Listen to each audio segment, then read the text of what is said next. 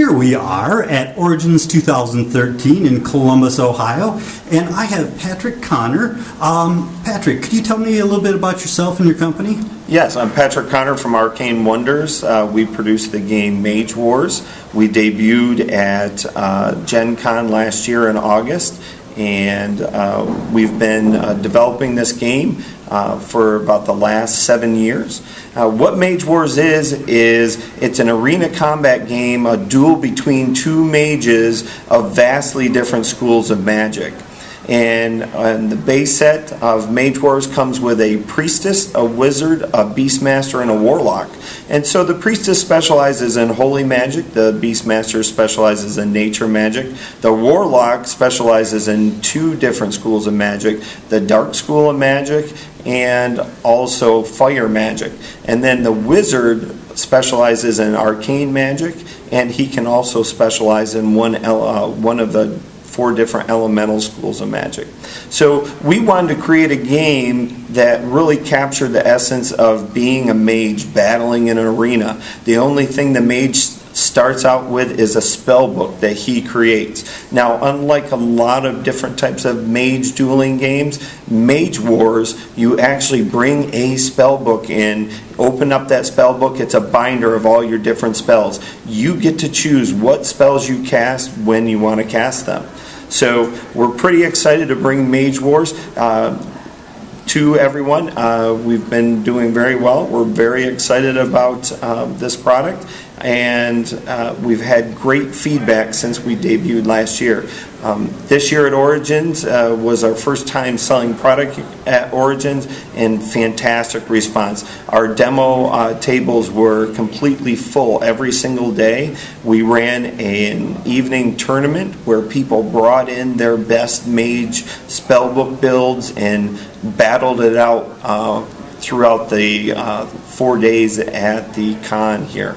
And in fact, right at this moment, the finals are getting right underway, and we should have a tournament champion here within the next few minutes. So really excited about being able to be here and bring our fans these great products.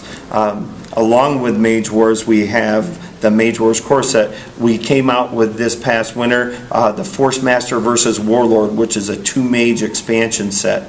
In the Force Master versus Warlord, it brings in 2 brand new mages, adds in 2 more spell books that they can use, and has another 220 cards that they can build their spell books, and those spells can also be used to augment previous mages as well. And then this summer here at Origins, we just came out with the Conquest of Kumanjaro. The Conquest of Kumanjaro is a spell tome expansion. It's a card expansion that adds 2 alternate mages. Our fans asked us, could we come out with some alternate mage ideas for the base mages? And so we came up with a female beastmaster with her own abilities, and then also a male priest. And we have a whole diverse storyline that goes with these mages, and the set also includes a number of different spells that can be used with both these new alternate mages and the previous beastmaster and the previous priestess mages as well.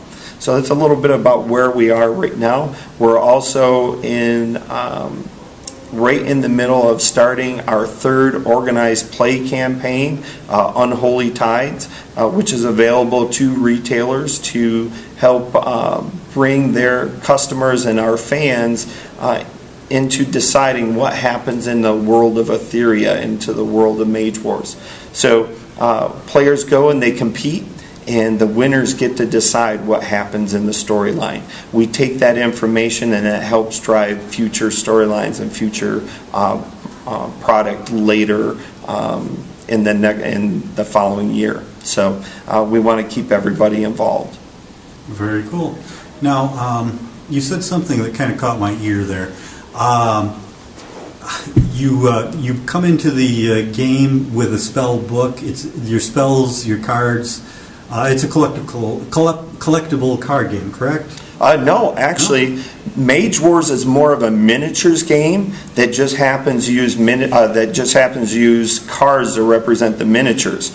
It's not collectible. We have no rarity of cards whatsoever. When you buy the box set, you know exactly what you're getting. Oh, really? So in the base set, there's 330 cards that you can buy extra spell tome packs to help increase the number of copies of different utility spells that you might want. But none of these cards are collectible.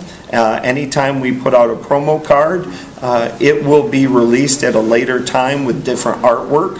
But at no time do we want this to become a collectible card game. We want it to be accessible to everybody, and the way we balance our system, you build your spell book like you would a miniatures army. It's all based upon the level of the spell and what school of magic it belongs to. If your mage specializes in that school of magic, they just pay a number of points equal to the spell's level. If you go outside your school of magic, then you're going to be paying double and sometimes triple that number of points. So a player has 120 points to build their spell book, and so they can actually mix and match and use whatever schools of magic they want. It's just going to cost a different variation number of points that they're going to for their spell book. So you could have a priestess that was just straight holy magic, and she's just going to pay the number of spell points for all the different holy spells that she puts in there. However, if she wanted to dabble in, say, fire, then she could definitely do that. It's just going to cost her double to put those fire spells into her spell book. Now, if she wants to also try out adding some dark magic, she can definitely do that, but that's going to cost her triple because it's totally opposite her school of magic. So, it's not collectible, but it's very customizable. Very cool. Also, you said you put them in a binder. You pull them out of the binder before the game starts? That's correct. You have a binder, and what you do is you actually play with the binder. That's your spell book. And you open that up, and you get to choose 2 spells every turn that you prepare to cast. They go face down on the table, get ready to come into our arena. Our arena is a board made up of 12 different zones, so you start bringing in your spells. They either come in and become part of the game, a miniature in the game, or they have a one-time effect and get discarded. So, for example, I might bring some armor, or I might bring a weapon into the arena, and that'll stay with my mage. I may bring in a creature to help fight or defend for me, and they stay in their arena, and then you start, as a player, you start moving them around and making all your different tactical decisions about what's going to happen in the game. How best are you going to develop your strategy to defeat your opponent mage? So, again, we're more of a miniatures game. We just happen to use cards to represent the miniatures. Using the cards allows us to use that spell book mechanic where you get to choose what you want to play. So there's no random draw to decide what's going to happen that round. You get to make all the choices. The only random elements we have in the game are the attack dice and then also a condition die. Because in our game, we wanted to make it whatever makes, if magic were real, we want to take those elements and put it into the game. So, for example, if I cast and hurl a fireball against my opponent, either one of his creatures or against the opponent mage himself, he might not take any damage from the attack dice, but there is a chance he might catch on fire and then take burn damage later on. In so many games, you get hit with a fireball, you take damage, it's all done. We wanted to, again, make it more authentic, like you're a mage battling to the death in the arena. Very cool. So, on that thought, if I cast one spell one turn, am I allowed a certain amount of spell points each turn? No, you prepare 2 spells that your mage will cast. If you don't cast it, it goes back to your spell book. If you do cast it, it either has a one-time effect and gets discarded, and then if it does come into play, it becomes part of the game. Your mage channels or draws magical energy from his surrounding every turn.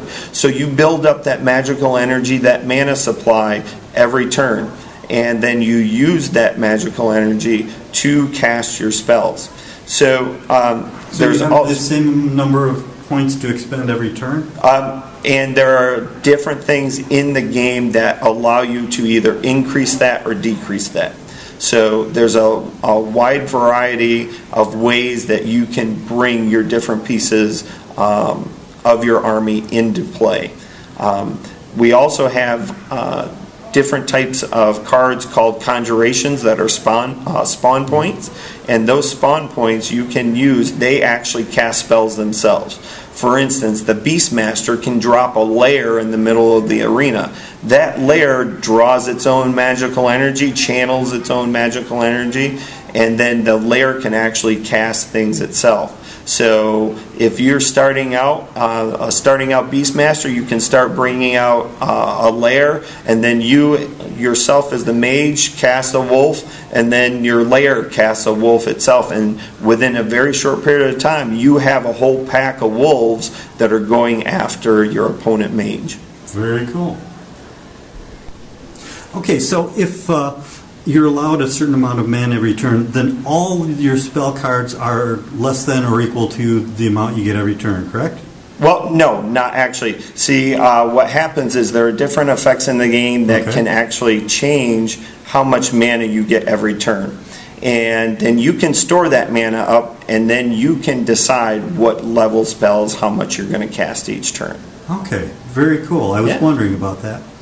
What do you have coming up in the future? And we're hoping at Gen Con we're going to be releasing the Druid versus Necromancer 2 Mage expansion, which will come with all the cards you need to build a Necromancer and Druid with custom spell books for them both. So we're really excited about that. Plus, we're going to be running tournaments there as well. Awesome. Well, thank you so much. Thank you so much. And from Origins 2013 in Columbus, Ohio, this has been the Weird Review. Thank you, Patrick. Thank you so much.